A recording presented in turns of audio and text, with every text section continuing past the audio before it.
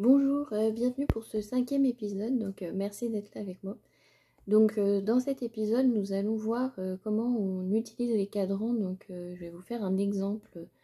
À savoir qu'avant d'utiliser le pendule, bien évidemment, vous mettez en place tout ce qu'on avait vu avant sur l'ancrage, mettre ses protections, si vous avez besoin d'allumer de l'encens, bougies, si vous avez besoin de ritualiser votre espace de travail, en mettant un foulard, une nappe, voilà, vous installez pour tout ça bien évidemment avant de commencer. Donc voilà, aujourd'hui, comme c'est pas un travail formel que je fais, c'est juste une présentation. Aujourd'hui, c'est juste voilà la base de la base, on va dire. Même chose, si vous portez, si vous avez l'habitude de porter des pierres comme moi, parce que je porte des pierres de lithothérapie, parfois elles peuvent venir interférer aussi avec votre travail. Donc c'est pour ça que généralement quand je suis en mode pendule, j'enlève un petit peu tout. Montre, bijoux, ça permet d'éviter les interférences. Parce qu'effectivement, comme moi je suis sensible à ça, forcément mon pendule va être aussi sensible à ça.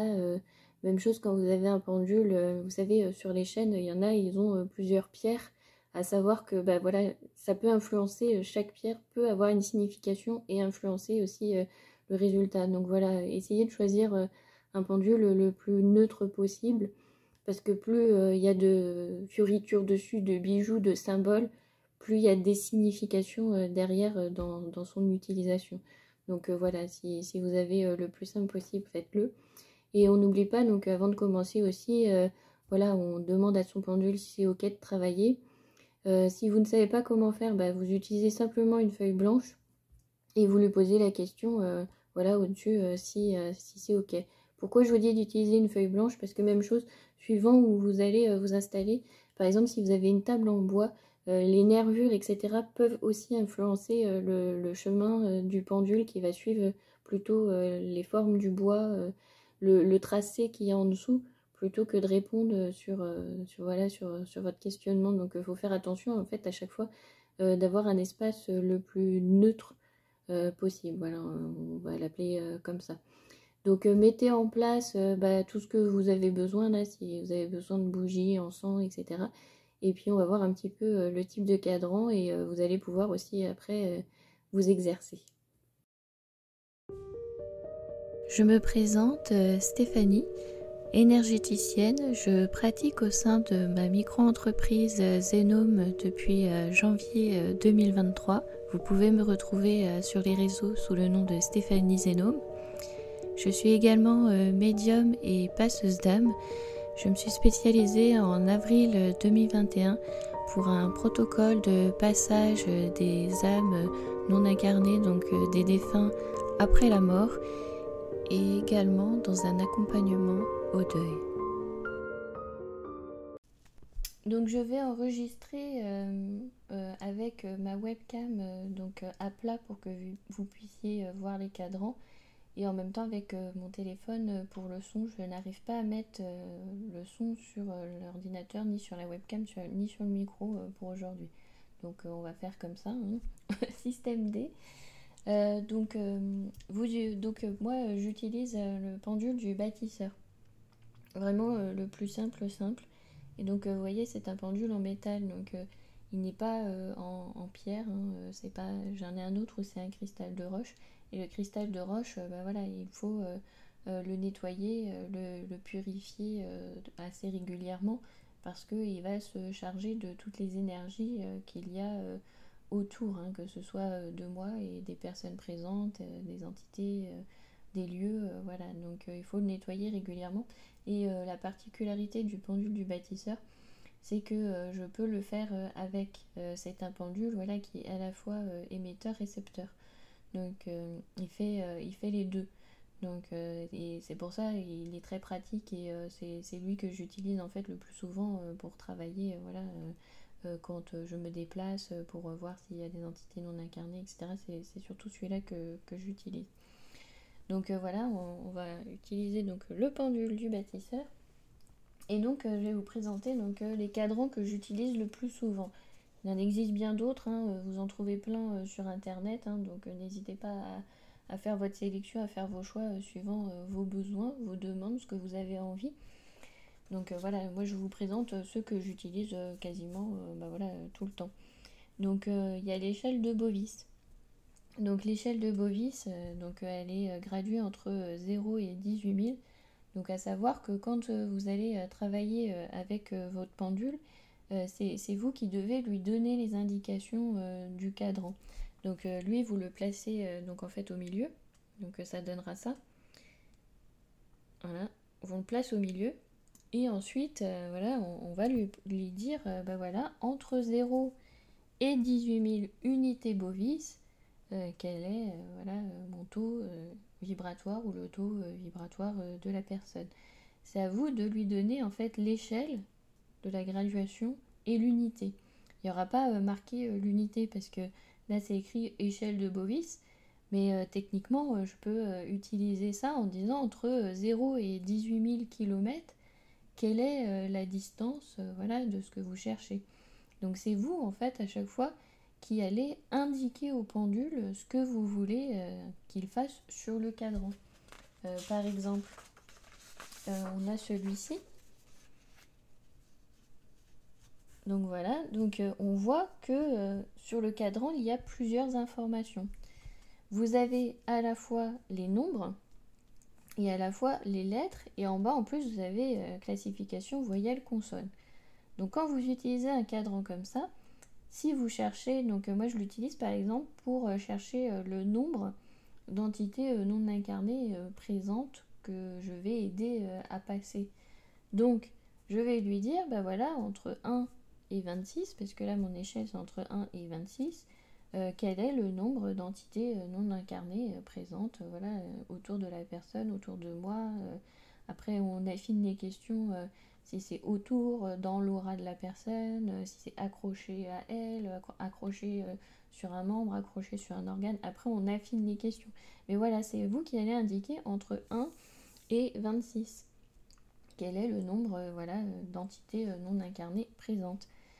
Même chose quand vous allez utiliser les lettres, donc là vous n'allez plus vous intéresser au nombre, vous allez lui dire, déjà on peut commencer par exemple quelle est la première lettre, je sais pas, par exemple vous cherchez le prénom je sais pas, du défunt qui est présent et qui souhaite transmettre un message. Et bien dans ces cas-là, vous posez la question, voilà, est-ce que la première lettre de son prénom c'est une voyelle, une consonne? Donc vous avez déjà, et donc après vous lui dites dans les voyelles A, quelle est la première voyelle, voilà. Donc c'est vous qui lui indiquez en fait ce que vous cherchez. Donc là quand vous êtes sur les lettres, vous lui dites entre A et Z, quelle est par exemple la première lettre du prénom, entre A et Z, quelle est la deuxième lettre du prénom, entre A et Z, quelle est la troisième lettre du prénom, ou du nom de la ville, etc. Donc voilà, c'est vous qui lui indiquez en fait ce qu'il doit chercher. Parce que là, forcément, si vous lui donnez pas plus d'indications que ça, il peut osciller en se dirigeant sur les lignes, tout simplement, parce qu'il y a des lignes, donc il va bouger selon les traits, ou sinon il va rester là, il va attendre vos instructions en fait. Donc voilà, c'est à vous de lui indiquer ce que vous cherchez. Donc vous lui indiquez à la fois ce que vous cherchez et vous lui indiquez aussi la mesure. Donc si c'est des kilomètres, des centimètres, des âmes, voilà, c'est vous.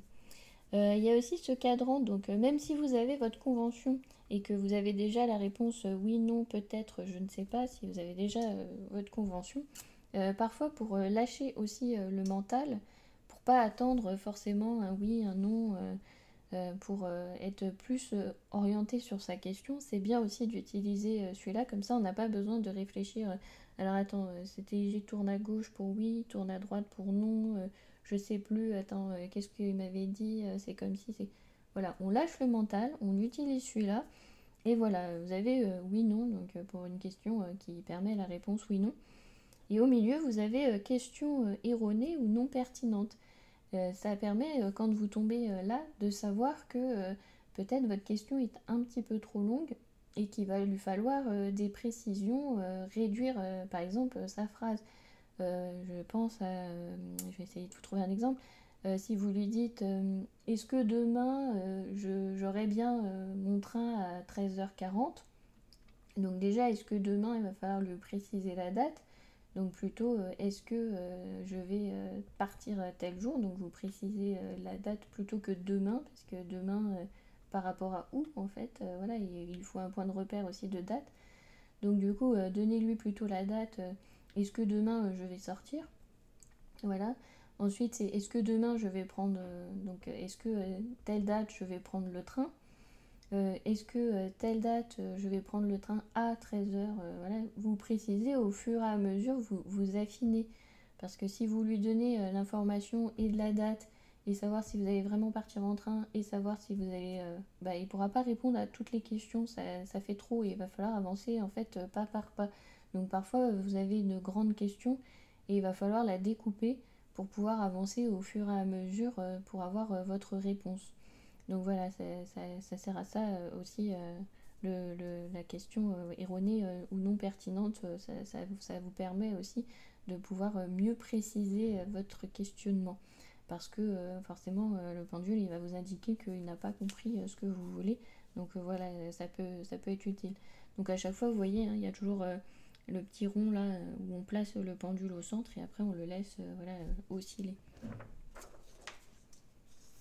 Alors là, aujourd'hui, je vais utiliser celui-là pour vous faire la petite démonstration. Donc la même chose, on voit que il y a une échelle de 0 à 100, donc ça s'appelle le cadran en 100. Donc là, si on ne lui précise pas 0 à 100, il va falloir lui dire 0 à 100 quoi? Qu'est-ce que je cherche? Donc moi, je l'utilise celui-là pour calculer le taux de vitalité. Donc je lui dis entre 0 et 100%, quel est mon taux de vitalité, ou alors quel est le taux de vitalité de la personne à laquelle je me suis connectée, ou de l'animal. Voilà.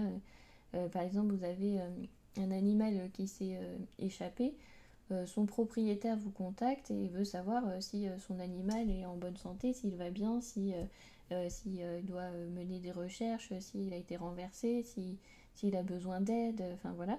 Donc vous pouvez vous connecter et lui poser la question, voilà, entre 0 et 100%, quel est le taux de vitalité?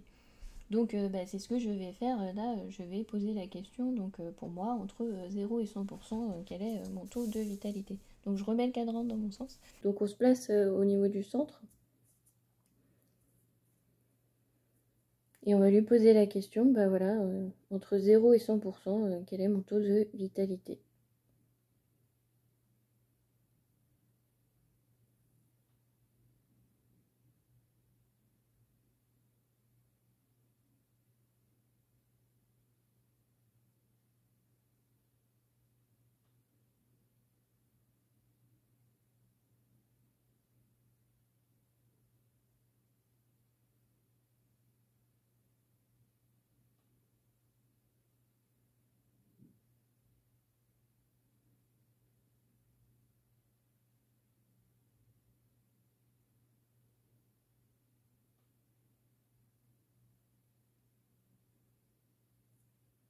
Donc là, on voit qu'on arrive plutôt dans les valeurs élevées, entre 90-100%. Donc voilà.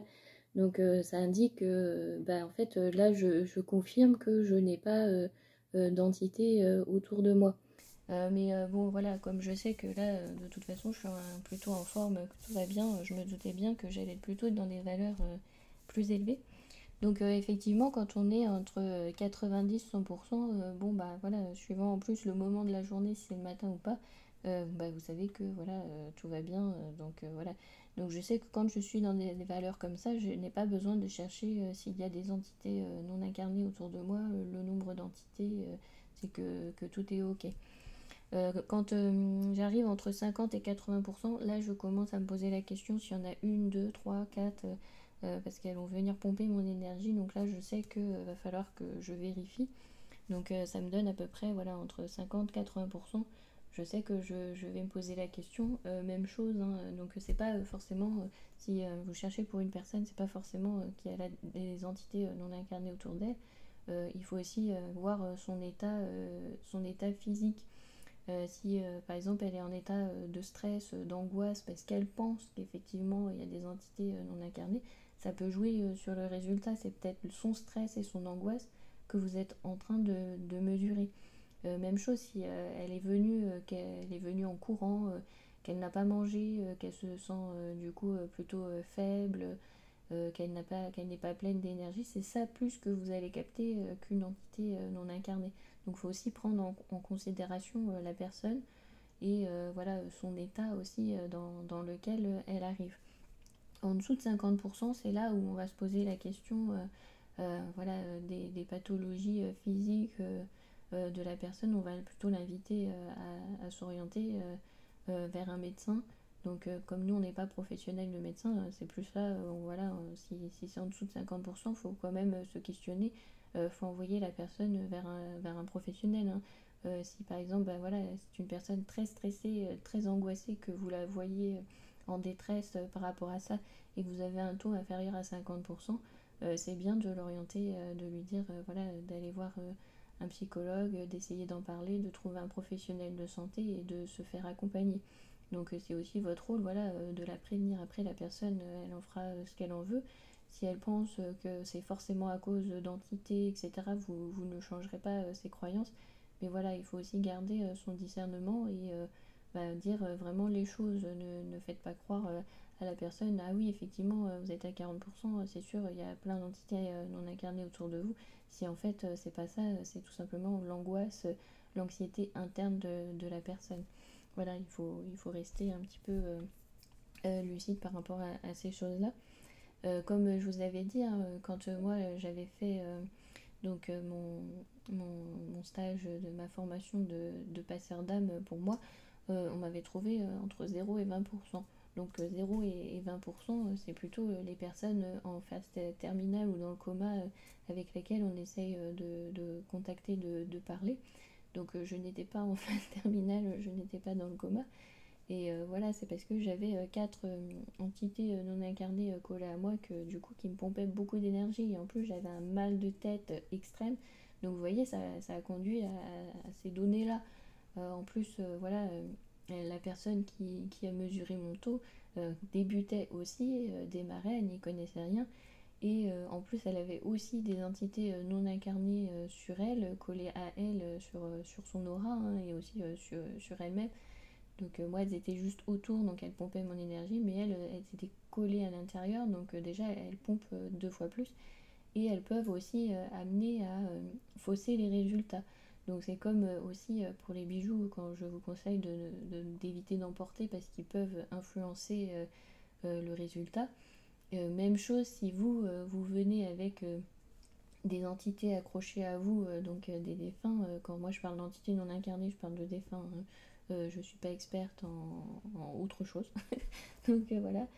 Donc moi je me limite à entités non incarnées, ce sont les défunts. Entités incarnées, bah, c'est nous, hein, c'est tous les êtres vivants. Donc quand vous venez avec une entité non incarnée, bah, forcément elle va aussi fausser le résultat. Si en plus c'est une âme farceuse qui est là pour vous faire des blagues, moi ça m'est déjà arrivé d'avoir le taux vibratoire qui bouge dans tous les sens. Je me suis dit bon d'accord, j'ai compris, il y a un petit malin qui s'amuse autour. Donc voilà, donc gardez aussi voilà, votre discernement et analysez aussi toute la situation. Là c'était un exemple que je vous donne aujourd'hui, mais voilà, je compte sur vous pour garder voilà, votre discernement pour affiner vos réponses et savoir à quoi elles correspondent et ce que vous cherchez. En fait, c'est surtout ça. D'ailleurs, je pense aussi à une expérience que j'ai eue, donc je reviens sur le sujet aussi de la culpabilité. Donc j'avais eu une expérience donc qui était plutôt drôle. Moi je le prends toujours avec beaucoup d'humour, hein. Elles sont assez drôles ces âmes. J'avais effectivement une personne donc qui était collée à moi. Donc aujourd'hui d'ailleurs je m'arrête là dans l'exemple parce qu'effectivement vu que je suis plus de 90%, voilà, il y a rien d'autre à chercher en fait. Sinon on aurait pu approfondir, mais bon, comme il n'y a rien d'autre à chercher, il n'y a rien d'autre à chercher, on ne va pas chercher en plus, savoir s'il y a des entités, etc. Si on voit déjà que voilà, le taux de vitalité est très haut, bon bah voilà, on a déjà sa réponse. Ça sert à rien de lancer plus d'investigation. Mais voilà. Donc quand j'avais eu donc, une entité non incarnée autour de moi, donc je me suis posé la question, voilà, est-ce que c'est ok de la faire passer, tout ça. Donc pour moi c'était ok. Et quand donc j'ai mis tout en place, mon petit rituel, donc j'ai commencé à préparer. Et quand j'ai voulu la faire passer, la personne elle est partie. Donc je me suis retrouvée toute seule et je n'ai pas fait le passage. Donc je me suis dit, ah bon bah d'accord, bon bah j'ai été un petit peu en plan. Donc voilà, zéro culpabilité. Quand il y a des âmes qui se présentent à nous, on a tendance à se dire il faut absolument voilà, que je la fasse passer parce qu'elle est en détresse, elle est venue me poser la question, ah là là je l'ai pas fait tout de suite, c'est grave. Bah, finalement j'ai vécu l'inverse, voilà, l'entité s'est dit oulala, pas ça, elle va vraiment me faire passer, elle s'est sauvée, mais vraiment j'ai senti son énergie partir d'un coup, mais vraiment comme si c'était quelqu'un qui partait en courant. Donc voilà, donc après on se dit bon, bah alors j'ai quand même revérifié après, je me suis dit bah oui, non, en fait, y a plus personne, y a plus rien, j'ai rien fait. Donc voilà, donc zéro culpabilité et puis gardez votre discernement aussi de ce que vous trouvez et faites confiance aussi à votre intuition. Là, par exemple, je n'ai pas la preuve que la personne était là et que la personne est partie en courant, c'est ce que j'ai ressenti et j'ai fait confiance à mes ressentis. Donc voilà, donc j'espère que ça vous a aidé un petit peu sur les cadrans et puis du coup bah, je vous laisse expérimenter. Je vais m'occuper du chat qui est en train de me dire hey, Stéphanie, c'est l'heure, tu t'occupes de moi, moi. Et bah, je vous dis à bientôt et je vous envoie toutes mes amitiés. Je vous remercie pour votre écoute et je vous dis à bientôt. Passez une excellente journée, après-midi ou une très belle soirée.